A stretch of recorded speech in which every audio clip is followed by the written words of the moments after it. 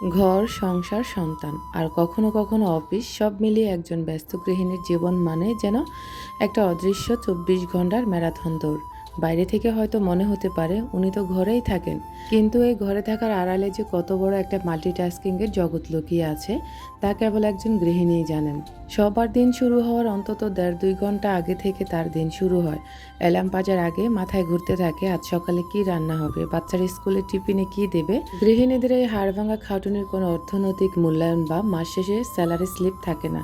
তাই অনেক সময় এই বিশাল অবদানকে ঘরের কাজই তো বলে খুব সহজে এড়িয়ে যাওয়া যায়, যা মানসিকভাবে বেশ কষ্টদায়ক। বিসমিল্লাহির রহমানির রহিম। হ্যালো এভরিওয়ান, আসসালামু আলাইকুম সবাইকে। স্বপ্ননূরের সংসারের নতুন একটি লাইফস্টাইল ব্লগ ভিডিওতে আপনাদের সবাইকে স্বাগত জানিয়ে আজকের ব্লগটি শুরু করছি। ভিডিও শুরুতে আপনাদের কাছে রিকোয়েস্ট করব, আমার ভিডিওর কথা এবং কাজ কোথাও কোনো অংশ যদি আপনার একটু হলেও ভালো লেগে থাকে তাহলে প্লিজ একটি লাইক দিয়ে ভিডিওটা কন্টিনিউ করুন। তার আগে আপনাদের সাথে শেয়ার করি নোয়াখালীর বিখ্যাত খোলাজালি পিঠার রেসিপি। আশা করছি পুরো ভিডিও আপনাদের অনেক অনেক ভালো লাগবে। আজকে আপনাদের সাথে রেসিপি আকারে শেয়ার করছি। আপনারা আপনাদের পরিমাণ মতো চালের গুঁড়ি নিয়ে নেবেন, শুকনো হোক বা তাজা ফ্রেশ হোক। তো গুঁড়িগুলো নিয়ে আপনারা ঠান্ডা পানি দিয়ে মিক্স করে নেবেন, মানে নর্মাল যে পানি থাকে বাসায় সেই পানি দিয়ে একটু ঘন করে মিক্সড করার পরে তারপরে ফুটন্ত গরম পানি দিয়ে আপনারা আবারও ভালো করে মিক্স করে নেবেন। যদি বেশি ঘন হয়ে যায় তাহলে আবার আরও একটু গরম পানি দিয়ে আপনারা পাতলা করে ব্যাটার তৈরি করতে পারেন।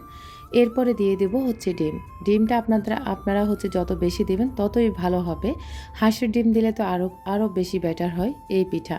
এর মধ্যে ডিমগুলো ফেটিয়ে তারপর আমি দিয়ে দিয়েছি পরিমাণ মতো লবণ, মানে স্বাদ অনুযায়ী যেভাবে লবণ খান লবণটা দিয়ে দেবেন। সাথে 2টা ডিম দিয়েছি আর হচ্ছে কিছু সয়াবিন তেল এড করে দিয়েছি, যাতে করে পিঠাগুলো খোলা থেকে খুব ঝটপট উঠে আসে। যদি আপনাদের তাজা ফ্রেশ গুঁড়ি হয় তাহলে সেক্ষেত্রে আপনারা কুসুম গরম পানি দিয়েও আটাটা করতে পারেন। আর যদি অনেক দিনের গুঁড়ি হয় তাহলে সেক্ষেত্রে ফুটন্ত গরম পানিটাই দিতে হবে।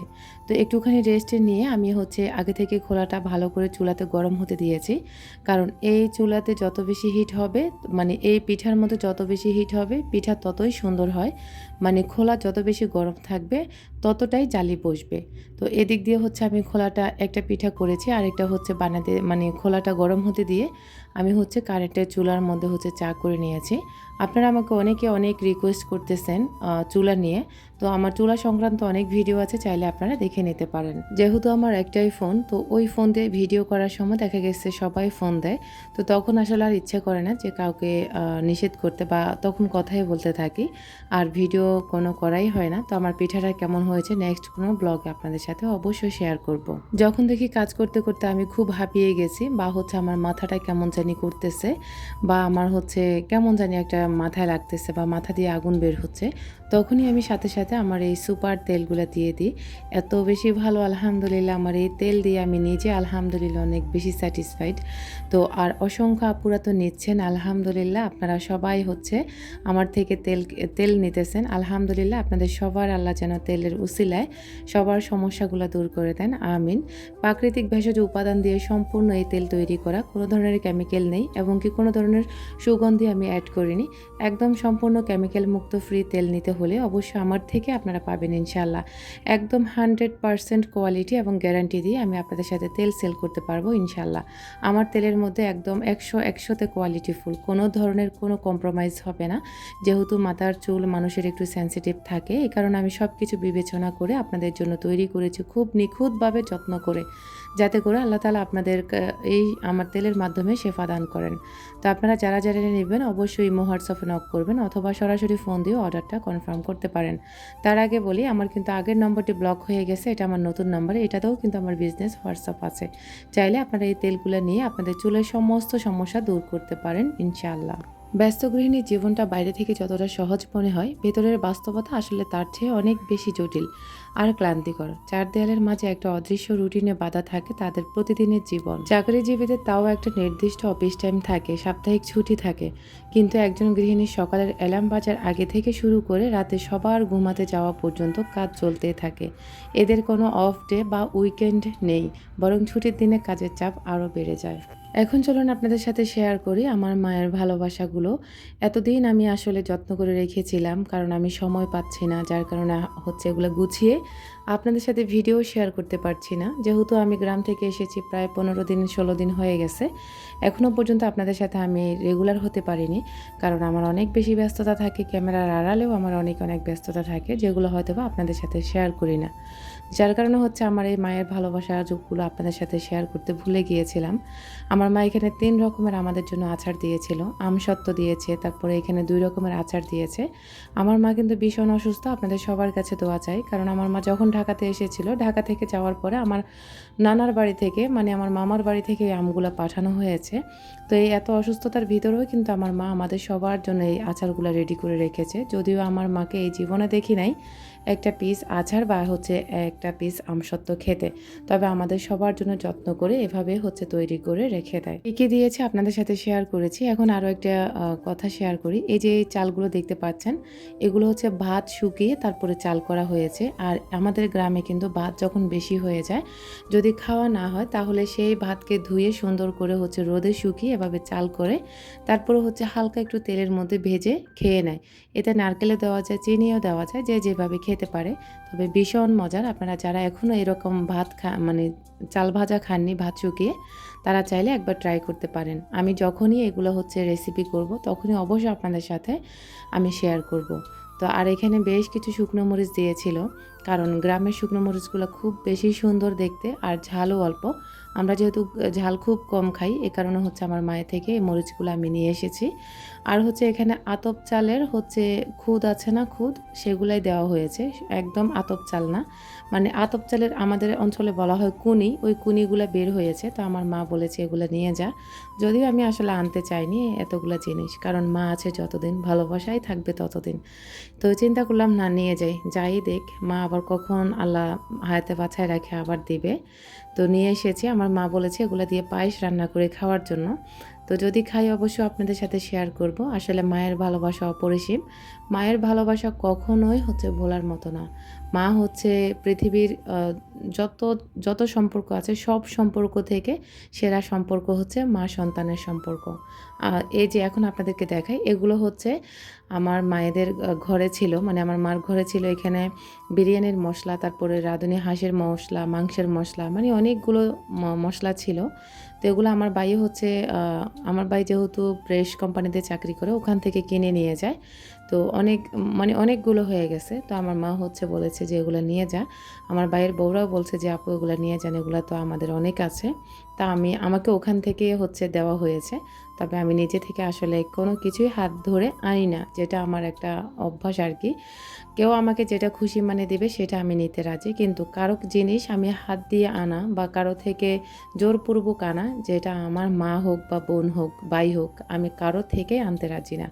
আমার ভিতরে আল্লাহ তাআলা এই হচ্ছে সততাটুকু দিয়েছেন, আলহামদুলিল্লাহ। আপনারা সবাই দোয়া করবেন।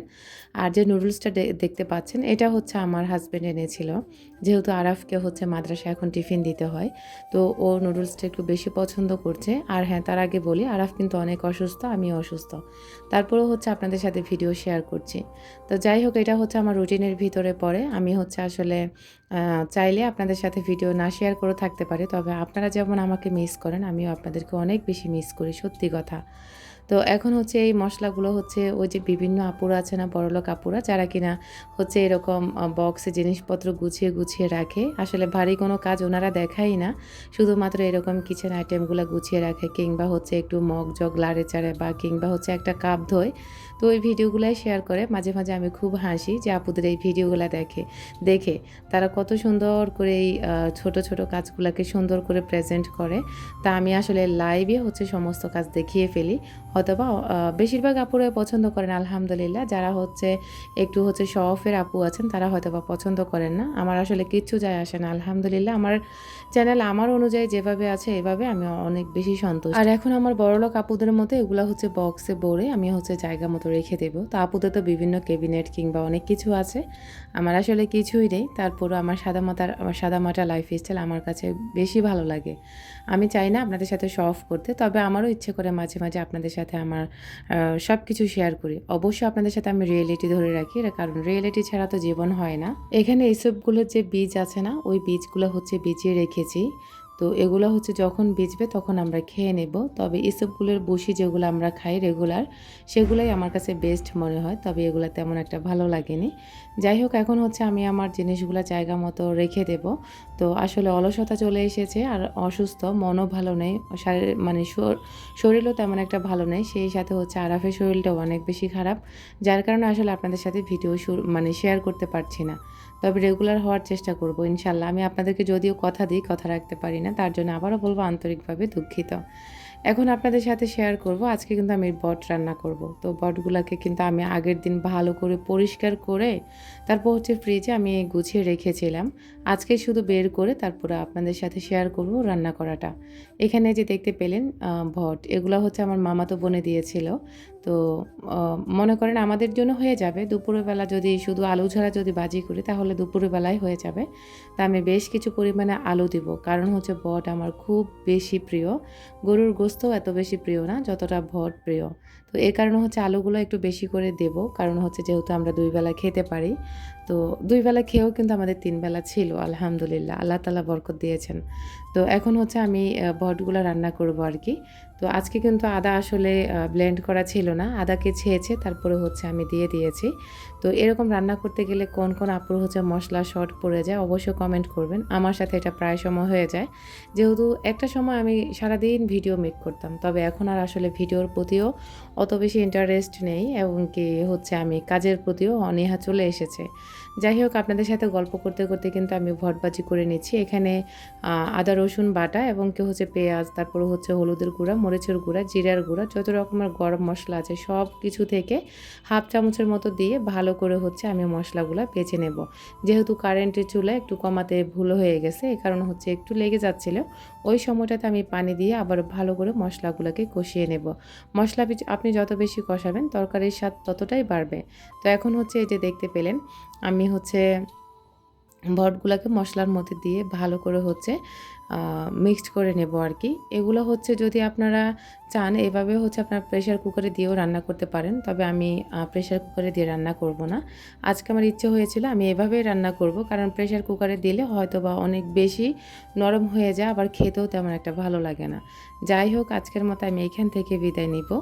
আজকে হচ্ছে এই যে আমি রান্না বান্নার পরে আমার আদা রসুনগুলো এভাবে ছিলে নেব, আর এই ভিডিওগুলো আপনাদের সাথে নেক্সট ব্লগে শেয়ার করব ইনশাল্লাহ। সে পর্যন্ত আপনারা সবাই ভালো থাকবেন। আল্লাহ হাফেজ, আসসালামু আলাইকুম।